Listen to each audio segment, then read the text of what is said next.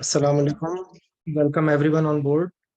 Uh, it's been a while since I took any class, and I just will try to resume the activity because of my personal, like some routine is changed for me. That's why I was not able to take it.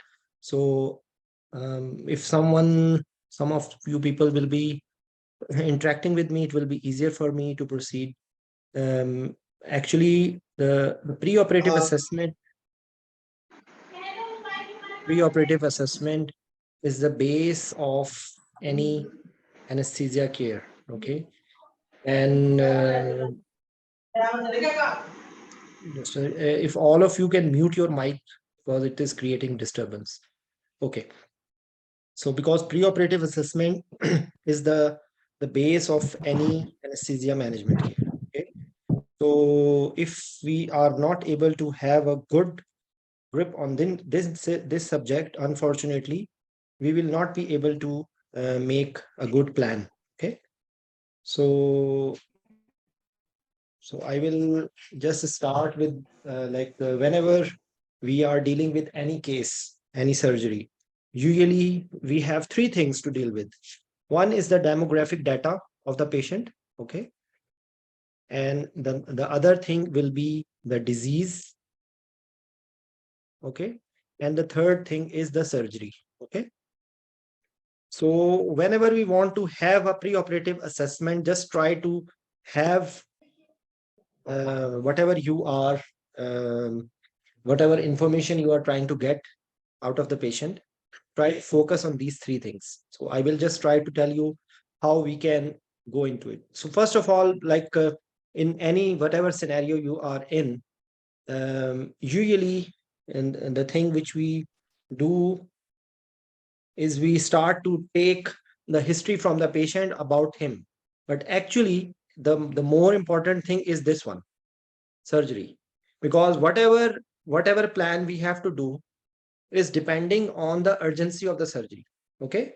Because if we don't have time, we cannot do too much investigations. We cannot we don't have time for that thing. So first thing, I will suggest you that whenever you get a data for you, you have to look into the just a second.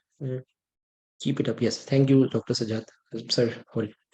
So actually, my usually we go in the other way around. But my point, my suggestion will be that whenever whosoever is analyzing any patient, just have a look on the surgical urgency, and then you can do the rest of the things together, side by side. Okay, because if, for example, if there is then another point I want to clarify, which is not clear to a number of people, there is a difference between an emergent surgery and urgent surgery. Okay, can anyone tell me what will be the difference between these two? Anyone, please?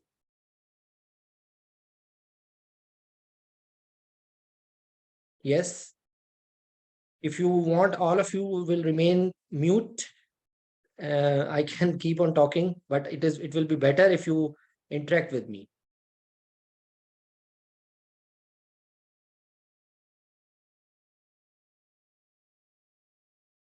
Okay, so I think nobody is speaking out.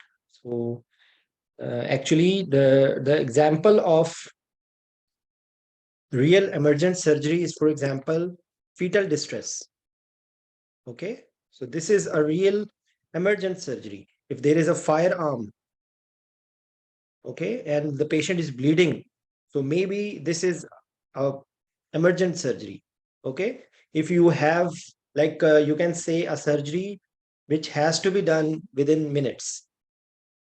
Okay, so this is we will categorize it as emergency surgery. You can think about it, and there will be a lot of surgeries which can be in the category of emergency surgery. Okay, then the second surgery is within hours, so that is urgent. Okay. So the example of urgent surgery will be, for example, appendectomy. Okay. Then you can say obstructed hernia. And if you just within that one, for example, the incarcerated will be emergency. Okay. Because it will cause gangrene. Uh, and if you will keep the patient like that, patient will be like the outcome will become more and more bad. Okay. So this is the first thing you need to know about the urgency of the surgery. Then if you categorize this thing, now when you are like taking history from the patient with reference to his age, sex, okay, and like comorbidities, like whatever information, personal habits, there is a long list of the things which you will be asking with the patient, and whatever information you are, everything has got some importance. Like age will have some importance, sex will be have some importance, like any comorbidity the patient have. Other than I'm talking this demographic, I'm putting like even blood group. For example, if the patient has a rare blood group, that is also a consideration in your should be in your mind. Okay. If the patient has any drug allergy or like anything significant about the patient, maybe 100-year-old baby. I'm saying 100-year-old baby. Why? Because 100-year-old elderly patient and infant or neonate has a number of things which are common. Okay, so like altered physiology, altered changes which are there in a specific age group. Similarly, sex, a number of things are common, more common in female and vice versa. So every you have to extract with all the information you are asking. Don't ask for the sake of asking. Just you should have whatever question you are asking to the patient, there should be a reason behind it. Okay. So if you have a reason, then your assessment will be objective and you will be getting a better uh, idea in your mind. Okay. So similarly, like there will be a number of things with reference to their that occupation. There is a I will show you a paper which I just like made. I just compiled few of the things. Just let me open that one. Just give me a second, please.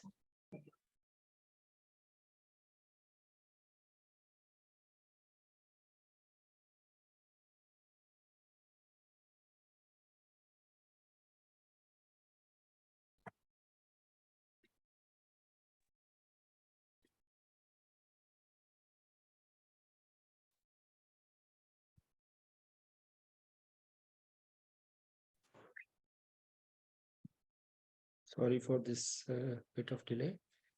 Actually, I just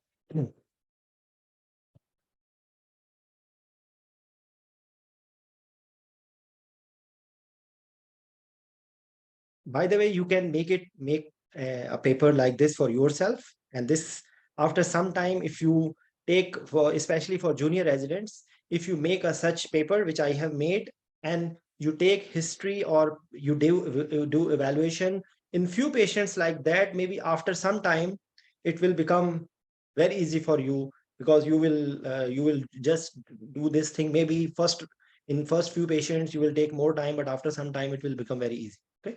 So I have shared this data a lot of times, but you can have a look.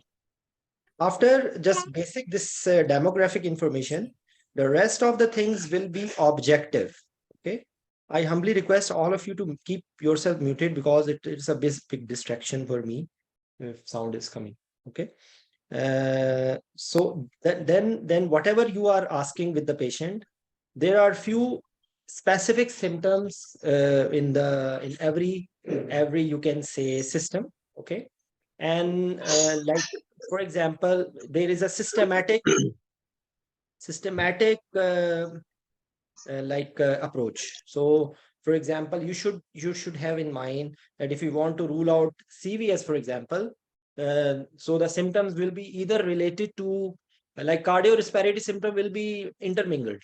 Like there will be same cough, same chest pain, same dyspnea, same sputum, orthopnea, PND. You can ask this question very quickly, like within few seconds you can make a habit, and the questions which you need to know, you will get the information. Okay, and whatever symptom you will find, you can go into the details a little bit more, that how severe that symptoms are, how what are the associated things with it, and how these things are relieved, okay, or relieved or aggravated. So this is how you will be approaching every system. So similarly, because I will try to sum up, because actually it needs a lot of like it's actually it's a very big topic, but I will just try to give you an insight that if you go in a systematic way, it will become very easy for you. Like I told you the history related to cardiovascular system, cardiorespiratory system, and then next will be any physical sign. Okay, so for example, if you have a patient with heart failure, you will find some of the signs and symptoms which are, some of the signs which are related to any cardiovascular respiratory disease. Again, they will be almost in majority conditions. There are simple signs. Edema can be there, cyanosis can be there. There will be, for example, some rales, creps, bronchi. So like you can make a list out of it. So they again they will be, I have just pointed out some of them. Okay, so some of the things are related to cardiovascular system, you can ask, and then you can find some of the signs. Okay, and then in the back of mind, you are just making that this patient, the at the end of the asking all these questions, you will have two answers, whether the patient is compensated or decompensated. Okay, whether the patient is asymptomatic or patient has some symptoms. Like whatever big details of question you are asking, at the end of the day, you will have answer which will be yes or no. Okay, so whatever our question, so first thing will be history, other thing will be examination, and then next step, because I'm just giving example of cardiovascular system to start with. So next step with the cardiovascular and respiratory system, that next step will be, the third one will be with reference to, for example, chest x-ray, ECG. And then if you find something in ECG, you will go further according to the condition, echo, or further investigation according to the findings which you have got. But you will be going in this one by one step. So with reference to respiratory system, you can have a very quick investigation in the form of ABGs, very quick investigation in the form of pulmonary function test, for example, PEFR, for example, with reference to, as it is written here, like asthma. So you can, with the episodes and severity and aggravating, and at the end of the day, when if you want to have quantify, because this will be a subjective thing. If you want to be objective, that will be this peak expiratory flow rate. Okay, so it's a bedside test by which you can see what status of the patient is there. Okay, so similarly, I will repeat again that all the systems will be having some symptoms in the form of what you say history, some signs in the form of examination, and the third thing will be investigation. But remember one thing, the thing which is the veto power is the urgency of the surgery. If the surgery is urgent, then maybe you don't have time to have too much detailed history or too much detailed examination, and you don't have any time for investigation. Okay, and next step will be, again just to correlate whatever we are discussing, then the next step, just a second please.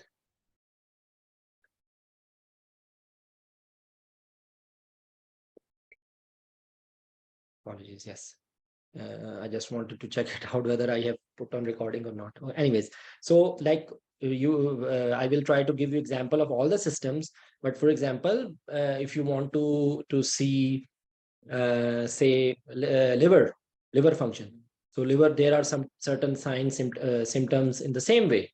There will be jaundice, there will be nausea, vomiting, diarrhea, hematemesis, melena. So these are the things which you will be finding. Okay, and then you will quantify with reference to liver function tests, and objectively you can label as child Puck score class A, class B, class C. Okay, maybe patient is asymptomatic, nothing, so the patient is in child Puck A. Similarly, same thing will be for renal functions. So renal function for acutely if there is acute deterioration in the renal functions, the symptoms, for example, will be hematuria. The symptoms will be decreased urine output. Symptoms will be related to uremia. Okay, so you will have in your mind that a patient has renal failure, or acutely or chronic. Okay, and then like you will be doing the same fashion which I told you for cardiovascular system, respiratory system, renal system, liver, and then you can go into the I've not touched the neurological system. Neurological system, in the first look of the patient, when you shake hand with the patient, will the way the patient will be communicating to you, the neurological system will already, you are checking it. So in neurological system, your focus should be on three things mainly, like four things I will say: higher mental functions or cognitive function. This will be one thing. The other will be sensory, motor, and autonomic. So whatever you will be doing, you should have in your mind, that's you have to see the sensory system, motor system, autonomic system, and cranial nerves. Okay, so this motor or sensory system will be evaluated with reference to cranial nerve. So at the end of the day, you will say patient is oriented, alert, or patient is not oriented, alert, or patient has some sensory problems or some motor problems, patient has some weakness, patient has some autonomic dysfunction, patient has some what you say, I'm really sorry, it is hurting me actually.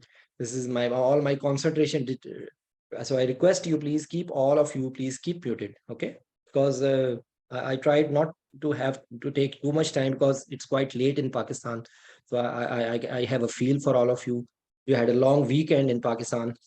So I think all of you need a break after a long weekend. You all will be busy anyways. So I'm just trying to give you a concept to how to take history and correlate with it, because next step I will tell you that whatever history examination, all the systems you have evaluated, and then you for I'm sorry, for neurology or liver function or renal function, you will have some investigation: electrolytes, creatinine, urea, CT scan, MRI, nerve conduction. These will be according to the history and examination. But at the end of the day, your focus is to evaluate sensory, motor, autonomic system.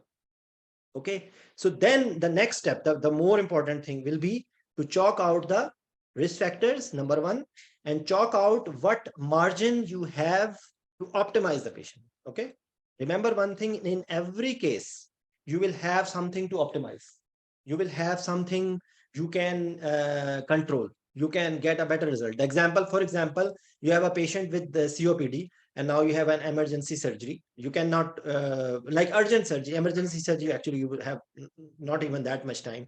But if you have even if you have an urgent surgery, you can do an ABGs, you can nebulize the patient, you can diurese the patient, you can have some incentive spirometry, you can have some chest physiotherapy. Maybe you can immediately drain the patient, because now is the era of focused echo, what you say focus, point of care ultrasound. So point of care ultrasound takes few seconds, few minutes, sorry, not few seconds, few minutes. You maybe after few years in developed centers, you will have, all of you will have a probe in your pocket. So you will just attach to your smartphone and you will see yes, no, patient wet or dry, patient any fusion or yes or no, patient having any intra-abdominal bleed, yes or no. Okay, so this is just, I'm giving you an idea. So remember one thing, I repeat again: symptoms, signs, investigations, risk factors. Risk factors I will just tell you. And the next step, you should be in your mind optimization, because any patient can have some sort of optimization. I've given you one example of optimization. There may be, for example, if patient is crazy vomiting like anything, or having a diarrhea, or patient is having electrolyte imbalance, immediately you can, before even shifting that, you can take IV lines, you can start resuscitation. Okay, you can start some inotropes, you can start some vasopressors. So these are the things which should be in your mind, that what you, and again objectively, not like what you say in Saudi Arabia, khalli walli, not in that way. You have to be objective what you are doing. And in every system, there will be something you can optimize. With reference to cardiac failure, maybe patient is overloaded, you can diurese, you can start some inotropes, you can start a patient is dehydrated, you can start some fluid. Okay. And then either standard one monitoring, because now you are going towards optimization. So you can think about monitoring. So either your plan will be for a standard one monitoring, or your plan will be for, standard one, standard two with normal one, or some invasive. Okay. So now you are heading towards conduct of the anesthesia, and you should be thinking maybe the surgery will be within 1 hour, within few minutes, or maybe 1 week, or maybe 1 month, or maybe 1 year. But your plan will be accordingly, that you have to optimize. Maybe some optimization needs 6 weeks. For example, the example is pheochromocytoma. You cannot immediately do the surgery. You have to optimize the patient. You have a patient with thyroid hyperthyroidism. You need to optimize the patient. You have a patient with uncontrolled hypertension. Now you have to optimize the patient. So similarly, you can go and you can just use your brain and remember one thing. The good thing is that when you were a medical student, believe me, thyroid gland was in the neck and it was secreting thyroid hormones. And even luckily, even after 20 years, thyroid hormone is still in the neck and secreting thyroid hormones. Similarly, hypertension is still hypertension. It has not become hypotension. So don't think that if you are new in anesthesia, so something new has come. I say to everyone, anesthesia has very little anesthesia. Anesthesia is everything other than anesthesia. Okay. So if you are a little bit logical, you will find that it's the same cardiovascular system, same respiratory system, same gastrointestinal system, same liver, same kidneys. You just have to, everyone is taking the food or water in the same way. So, okay. So you just have to trust yourself and you just have to be a little logical. Okay. So, this will be, then again, a few more questions you need to know at that time. Do you need any other systemic, any other referral?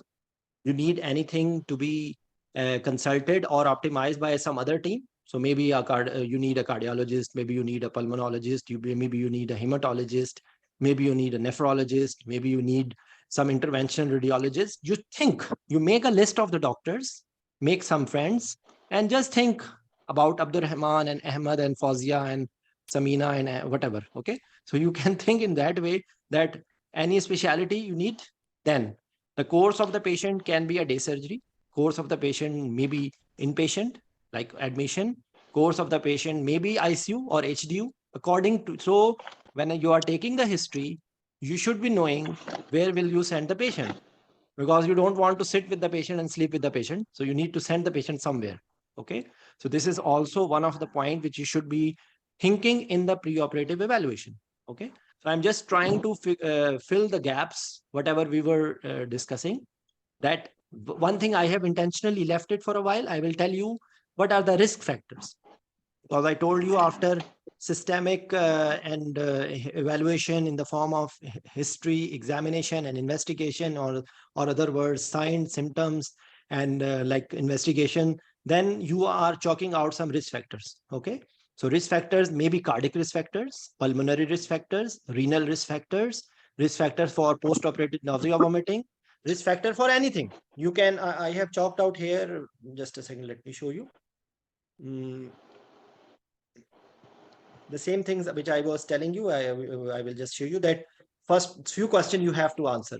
What is the ASA status of the patient? What is the physical status, like METs? How much is the oxygen utilization? Okay. New York Heart Association classification for heart failure, Canadian class for angina, active cardiac condition. So active cardiac condition is actually 5 or 6 you can label. One is recent or acute MI. Like acute MI is within 1 week, and recent MI is within 1 month. Then decompensated heart failure, what you say as in this New York Heart Association class 3 and 4. Similarly, unstable angina. Unstable angina will be labeled as Canadian class 3 or 4. It's the same thing, like angina at rest or with the minimal activity. So this is angina class or New York Heart Association class 3 and 4 for active cardiac condition. In some books, you will find it as major cardiac predictor or high risk factors. Okay. So these are unstable angina, decompensated heart failure, acute or recent MI, and then there are 2 other friends, arrhythmias and valvular disease. So severe valvular heart diseases, severe MS, severe AS, and symptomatic bradycardias, SVT, VT, fast AFib. These are all unstable arrhythmias. So first of all, whatever you have taken the history and examination, whatever you have to see, do you find anything related to this thing? So this is your first answer. If you don't have, you have to proceed. Okay, you don't need to, especially for an urgent surgery. You just, we will, even if you have an urgent surgery, even with these active cardiac conditions, you will proceed. But maybe you will take high risk consent, you will have an ICU, you will take invasive lines, arterial line, central line, maybe you need some syringe pumps to be ready in the room, maybe you have like a crash cart in the room. So things like that you will be doing for such patients. Okay, because the surgery is urgent, so you cannot delay it. The other thing, which we called as intermediate risk factor, or some books you will find it as clinical risk factors, or some books you will find as revised cardiac risk index, or you will find it as Lee's cardiac revised risk index. They are all the same. Intermediate risk factors or clinical risk factors, they are the same. They are one stage down than what I have told you before. This will include compensated heart failure. Okay, this will include stable angina, old MI. Okay, and then CRF with creatinine more than 2, and insulin dependent diabetes mellitus. Okay, and history of CVA. Again, I repeat, history of CVA, CRF with creatinine more than 2, or if in some books you will be finding it as 176 micromole per liter. Okay, and insulin dependent diabetes mellitus. And the next step of the other things which you have read, there it was decompensated heart failure in active cardiac condition. Here it is compensated heart failure with angina class 1 or 2 and New York Heart Association class 1 and 2. Okay, so that will be stable angina or old MI, or like, so this will be how you will. Because what is the importance of these things? Because if you have more than 2 clinical risk factors, you need invasive investigations. Like you find some, you did an ECG and now it's normal, but maybe resting ECG is normal, but you have clinical risk factors. Maybe, and the surgery is either intermediate risk or high risk. You may need to consider some invasive investigation according to the scenario.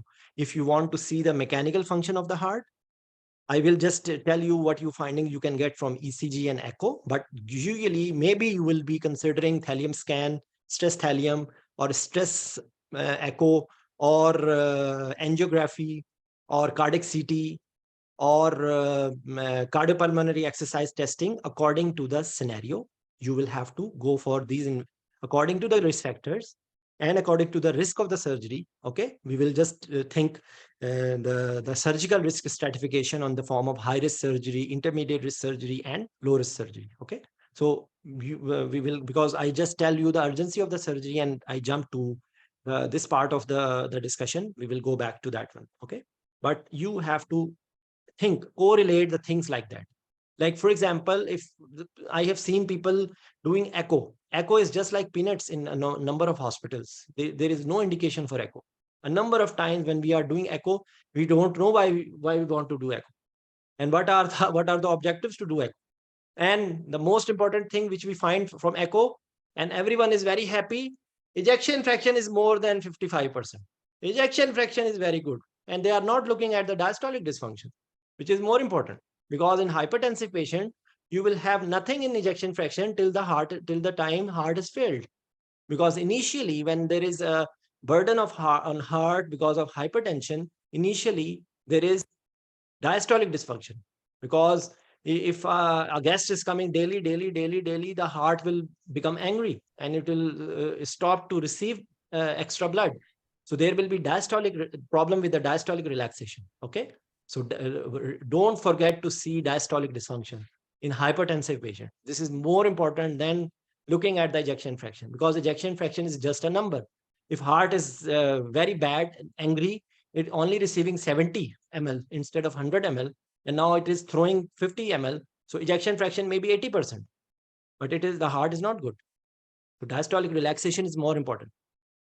Okay, so because more and more the heart will go in the diastolic dysfunction, more and more need of atrial click will be required. More and more atrial systole will be required, because usually it is not that much significant. That's why In normal patient, maybe if the patient is in atrial fibrillation, maybe it's not creating too much burden. But if atrial fibrillation occurs in a patient already cardiac dysfunction, because patient is dependent on the atrial kick, and now if the patient goes in the atrial fibrillation, where the patient will not be able to tolerate. Okay. So in that scenario, you have to be very objective. There are actually, I had discussed in detail echo, but I'm just trying to give you a figure. Then you will see the valves, diameter, valvular pressure gradients, any clot in any chamber. Okay. And then you maybe see any segmental wall motion abnormality leading to hypokinesia and then akinesia. Segmental wall motion abnormalities telling that there is some ischemia going on. Then there will be either hypokinesia, or if it is MI has occurred, maybe akinesia. And then when akinesia is occurring or gradually, then ejection fraction will be decreased. And that will be the last stage.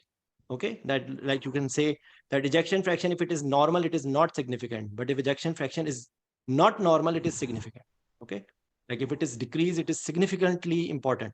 But if it is more than 55, please don't be very happy. Okay.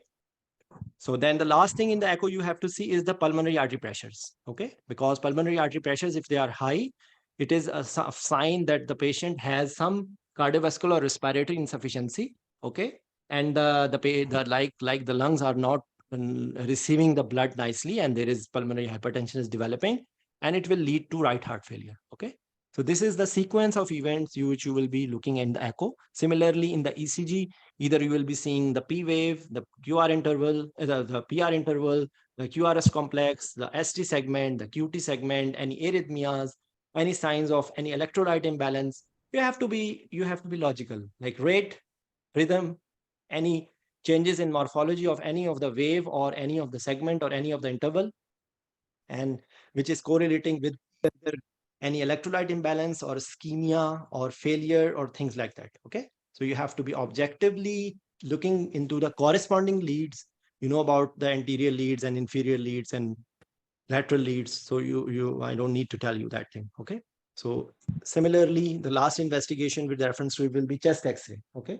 So you will be looking at the chest X-ray. You will find any respiratory problems or cardiovascular problems. You will find it in the form of like hazy lungs or some pneumonias or increase heart shadow, things like that. Okay. So you have to correlate, and at that again, at the end of the day, you will say this is a high risk patient for cardiac morbidity and mortality with the reference of all the findings which we have chalked out.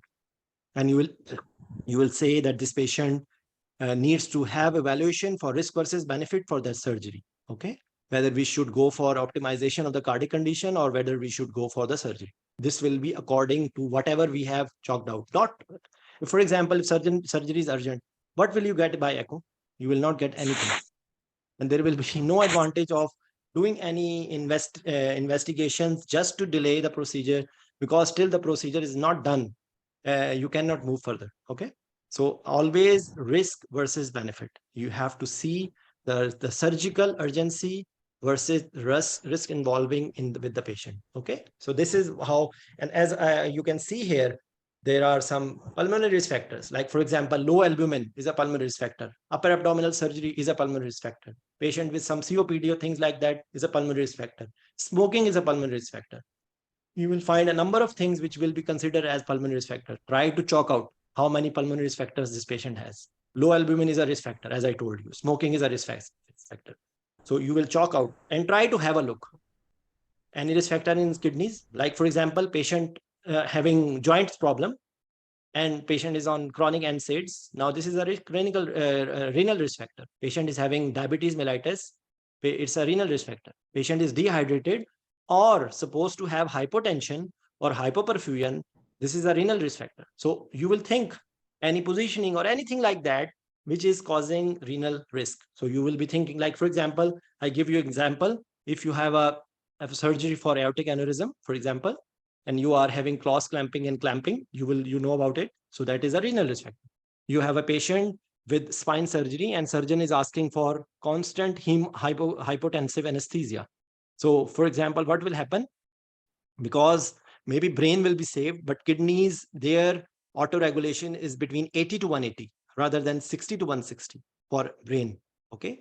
So if you have a constant hypotension, this will create problem in the kidneys before.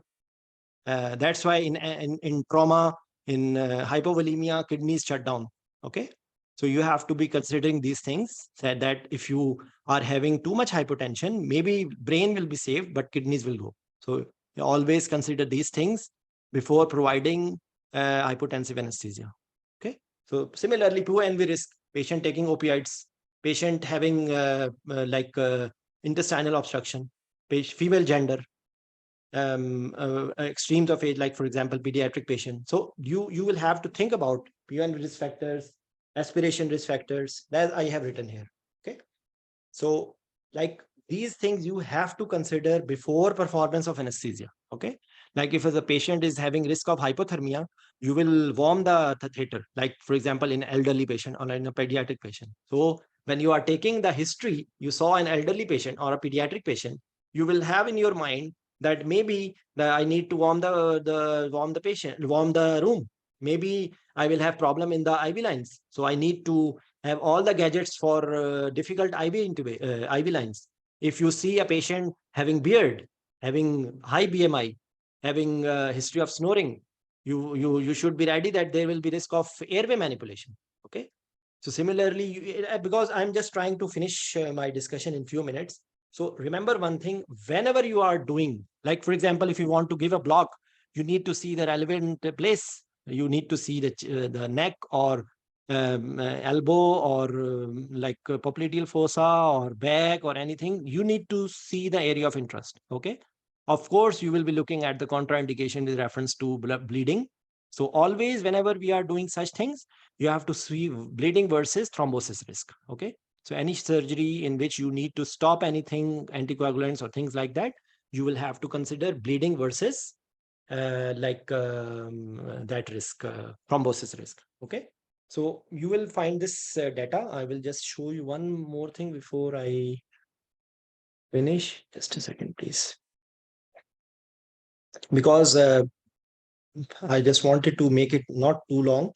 Here I have chalked out some of the things with reference to disease we did not see, but usually you will see the main category of the disease you are having, what is the pathology, what is the mechanism of the problems, and how what systems are involved: airway, cardiac, respiratory, okay, liver, kidneys. Because if, for example, if a patient has problem in the liver or kidneys, all the drugs which you are giving will be metabolized by the liver and released by and excreted by the kidneys. So that is your interest. If you are a patient with cardiac as a disease has a cardiac involvement, you are giving the medications which have cardiac depressant effect, and it can create problems. Okay.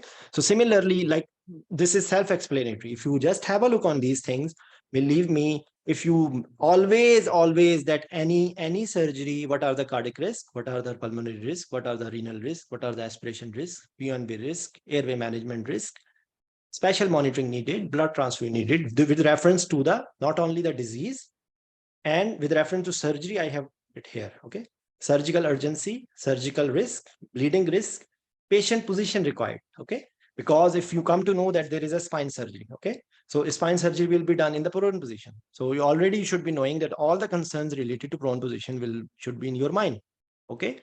And related to positioning, there are two steps: doing it, reversing it. Okay. So if you are making patient lithotomy, or making patient prone, there will be some problems which will be occurring at that time, and there will be some problems which will be occurring later on. Okay. So like you should be knowing, and then if you want to give the analgesia, you should be knowing the level of anesthesia in CN, level of anesthesia required, possible anesthesia options, and critical steps. Try to find a list of all the surgeries. Try to find what are the critical steps. Like I give you example: laparoscopic surgery, trocar insertion is a critical step. Creating pneumoperitoneum is a critical step. Lithotomy position. Creation of lithotomy in an old patient will have around 300, 400 ml auto transfusion. And similarly, when the patient will be reversed, this is a critical step. Aortic aneurysm, clamping is a critical step. Okay. So you can make in every, rather than reading a book, you will not find these answers. I can bet on it. That instead of instead of reading a book and try to find out try to know what is written in the book, try to make a paper like this. And whenever you are reading any disease, any surgery, any patient, try to find out this is business, this is your business end. Okay. So please come out of the cramming of the books. Try to make your concept in a confident way.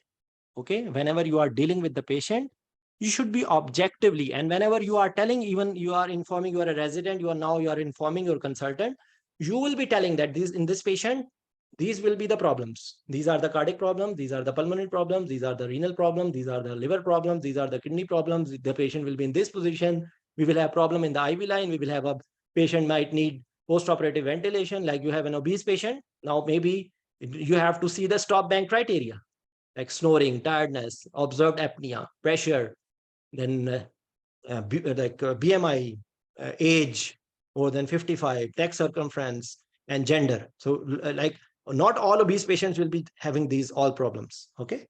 But you just have to pass the patient through that filter. Okay. So this is how you should be approaching. And then maybe like whatever I have written logistics, you have a 180 kg patient.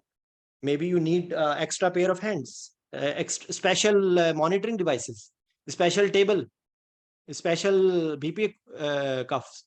So like everything you will be needing in a different patient. Like you find a patient with burn. Now, how will you put the monitor? Okay. So you should have a plan in your mind, whatever case you are doing. Okay. And then the surgical teams, as I told you, you have to think about different things. So again, the same thing which I created from where I started, you have to evaluate the patient with the basis of history examination investigation. Always create a risk assessment and stratification, optimization of medical or surgical condition, anticipation of complications, planning of all anesthesia steps, like monitoring, like pre-medication, acid prophylaxis, airway management, induction, maintenance, recovery, reversal, fluid, analgesia, intake output, anything like that. So instead of reading a book and just try to find, maybe everything is not written, but you have to scan your brain that you have a disease, you have a surgery. So what will you do with each of the steps of the anesthesia? Okay. So I will finish here. And if anyone wants to ask any question, he or she is welcome before we finish. I hope you understand something and it will be of benefit to you. I will just try to continue the classes, but I need your attention, your because this is the thing. If I don't find any interest from the people around, that it makes me upset. Okay. So I shared this folder a number of times. I have made a list of the surgeries. Don't be afraid of this surgery, but try to have a look on the list, and then you will try to just see what are the problems in each surgery. This folder is there for everyone. Okay. This is and anyone wants to ask any question, I'm there available to everyone. Just drop a message on WhatsApp and I will come back to you. Okay. Anyone wants to ask anything, or we should finish? No questions?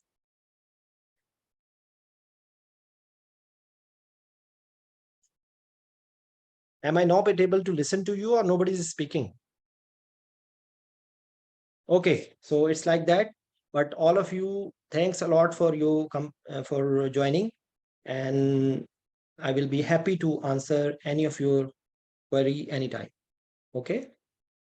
So remember one thing, anesthesia is mother of all specialties, and you are the one who is giving the care like a mother. Okay. And surgeons are sometimes father, or even not even giving the care like a father. Fathers are not as careful as mothers. So you are the mother, so you have to look at everything and just try to make a concept out of everything rather than just cramming. Okay. So thanks a lot, all of you. We will meet soon, inshallah, with some other new topic. Thank you very much.